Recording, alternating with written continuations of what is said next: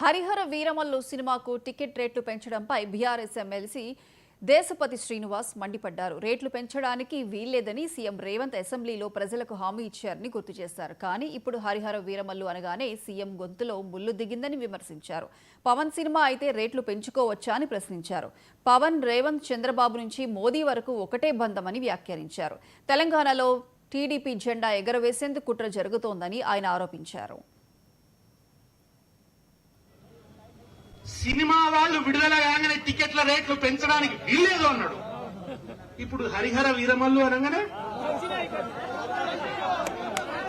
రేవంత్ రెడ్డి గొంతులో ముళ్ళు దిగింది, వీరమల్లు ముళ్ళు దిగింది.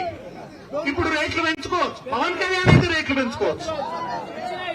పవన్ కళ్యాణ్, రేవంత్ రెడ్డి, చంద్రబాబు నాయుడు నుంచి మోడీ దాకా ఒకటే బంధం ఉన్నది, ఒక బంధం నడుస్తున్నది. వాళ్ళ తిరిగి తెలంగాణలో తెలుగుదేశం జెండా ఎగిరేయాలన్నది వీళ్ళందరి కుట్ర.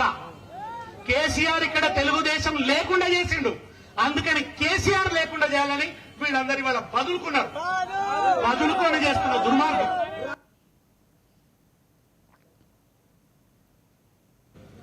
మొన్నేమన్నాడు, సినిమా వాళ్ళు విడుదల కాగానే టికెట్ల రేట్